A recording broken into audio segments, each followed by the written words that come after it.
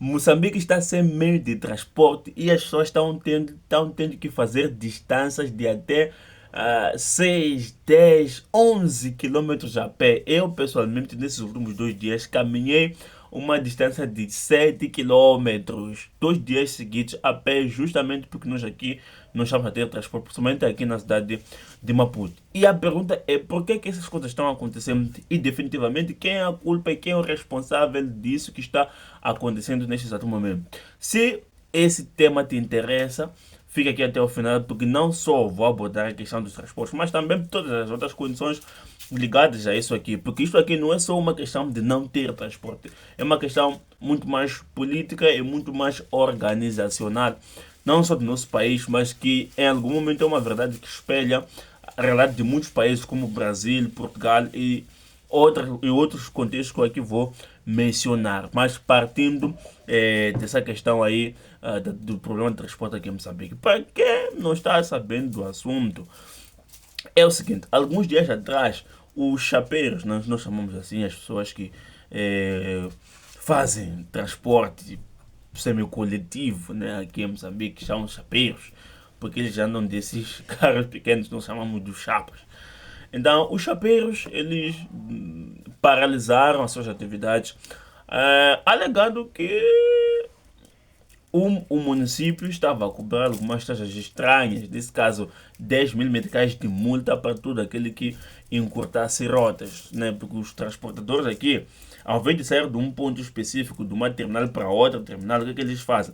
Eles saem da terminal, chegam numa paragem, terminam o carro, vocês descem, e ele leva outras pessoas e terminam outra paragem até chegar coisa na terminal. E isso é ilegal. E isso também é tão ruim que se reflete no nosso bolso. Porque um trajeto onde você tem que pagar ali, vamos lá, 18 meticais, você acaba pagando entre 25 a 50 meticais por conta desse encurtamento de rotas. Então, um município, como forma de solucionar esse problema de encurtamento, acabou implementando a ideia de que todo aquele que foi apanhado a encurtar a rota vai ter que pagar uma multa de 10 mil meticais. E os transportadores, os chapeiros nesse caso, ficaram assim, tipo, what? Isso é um absurdo, não vai acontecer. Por isso que aconteceu a greve, né? Tem outras coisas que podem ser faladas. Mas o ponto que eu quero refletir com vocês aqui não é exatamente responder quem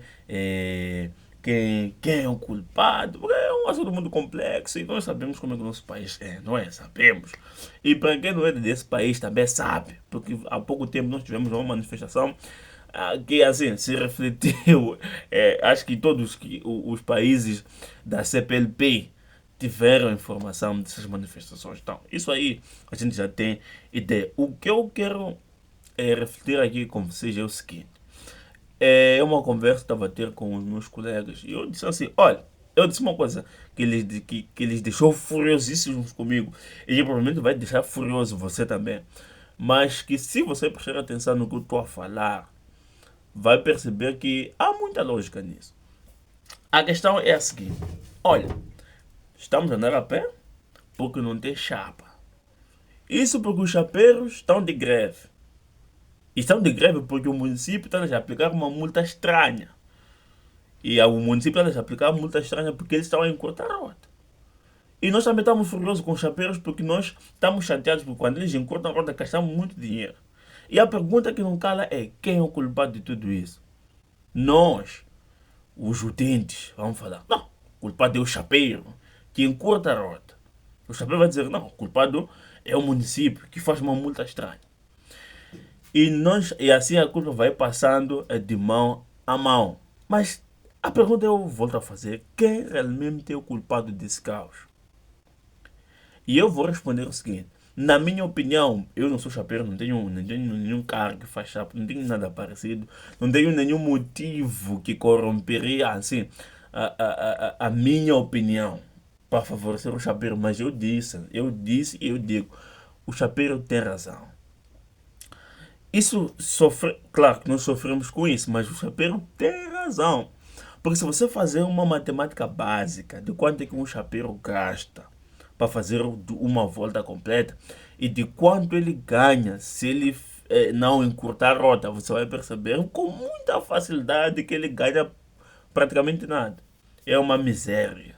Então, para poder salvar o bolso dele, ele precisa fazer esse encurtamento de rotas. Claro que isso vai deixar as pessoas que sobem os carros furiosas comigo vão dizer: isso não é nossa culpa. Claro que isso não é nossa culpa, eu entendo essa parte. Mas nós também não podemos apontar a culpa para o lugar errado. Porque o que as pessoas acabam fazendo ou pensando é: se os chapas não andarem, nós vamos vandalizar os chapas. Se os motoristas não querem obedecer à lei, nós vamos lhes como a gente fala aqui. E isso para mim não faz muito sentido. Porque o que está acontecendo aqui é que um certo grupo específico, que eu não vou falar quem é, detém o poder de mudar esse cenário. Mas ao invés de mudar esse cenário, o que essas pessoas fazem? Elas levam um bolo para elas e depois deixam migalhas para muita gente. E essa muita gente acaba entrando em conflito uns com os outros e acabam se autodestruindo. E é assim que se domina uma sociedade, um grupo de pessoas. Para quem não entendeu o que eu acabo de falar aqui, vou dar um exemplo bem didático. Imaginem que a gente tem aqui um saco de laranjas. E nós sejamos muitas pessoas, 10 pessoas, com saco de laranja. Laranjas chegam a 100, dá para dar 10 cada pessoa. O que acontece? Aparece uma pessoa muito inteligente mesmo, muito inteligente e esperto, que leva todo o saco e diz: olha pessoal, para nós não fazermos confusão aqui, eu vou distribuir as laranjas, porque eu sou o inteligente. Então eu vou dividir as laranjas de forma equitativa, justa e transparente. Batemos palma, pode dividir laranja. O que, é que a pessoa faz? Foge com o saco. Aí depois ele fugir com o saco, o que, é que aparece depois? Ele disse: pessoal, eu realmente eh, tive que correr porque estava a vir alguém para vir roubar nossas laranjas. Mas eu consegui fugir e voltei com essas aqui. E só ficaram duas laranjas. Aí o que a pessoa faz? Pega a primeira laranja, diz que essa laranja é para mim como distribuidor. Ele depois dá uma laranja para 9 pessoas famintas. O que, é que vai acontecer com essas pessoas? Vão lutar entre si. Essas pessoas vão se degladiar. Por quê? Porque estão com fome, estão necessitando daquilo.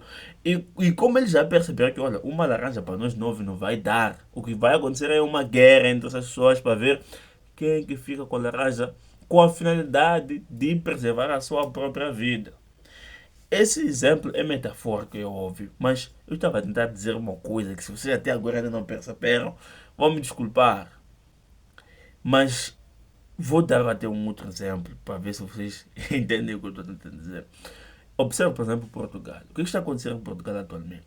É qualquer problema que há lá, crise financeira, sei lá, qualquer tipo de problema que tem em Portugal, a culpa cai primeiro sobre as costas de todos aqueles que são imigrantes. Exatamente. Muito obrigado.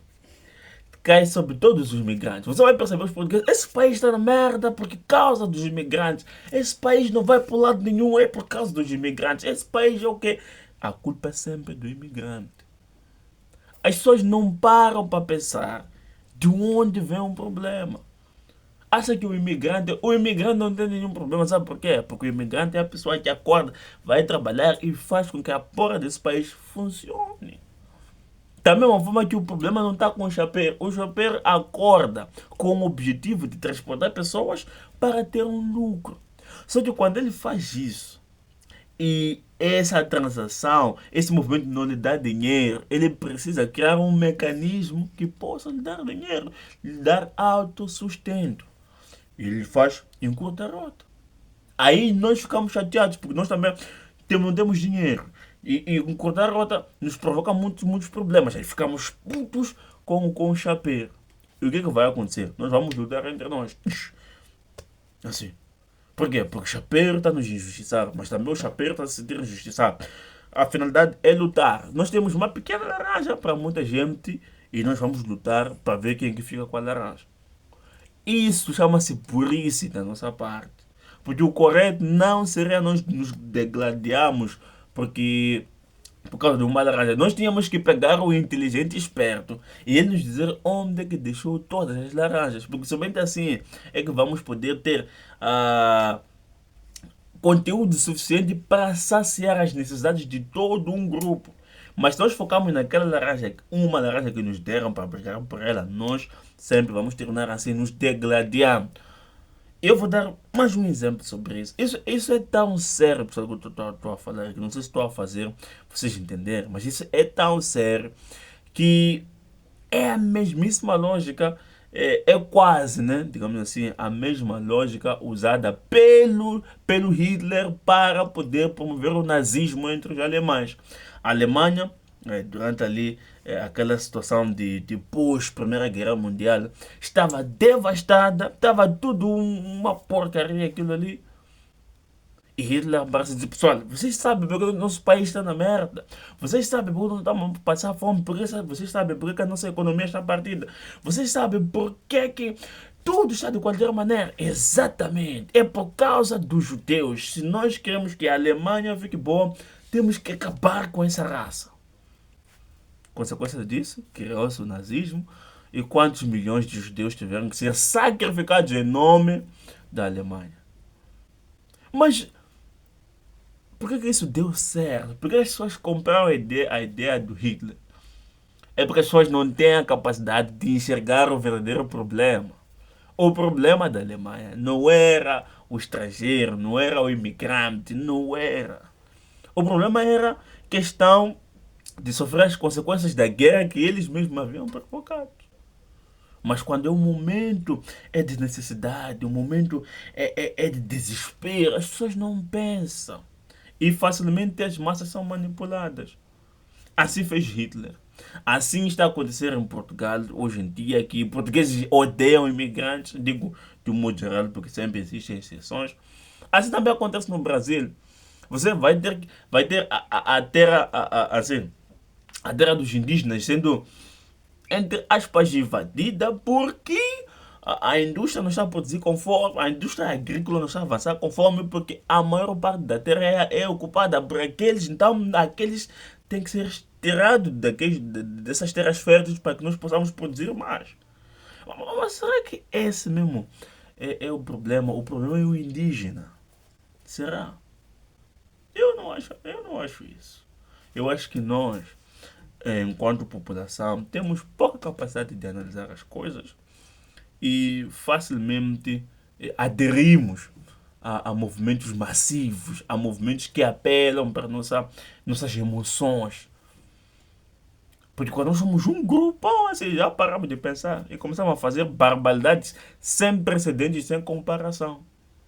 Então, nesse vídeo, na verdade, eu queria transmitir esse alerta, né? Porque eu acho que isso é um alerta. Que é assim, pessoal.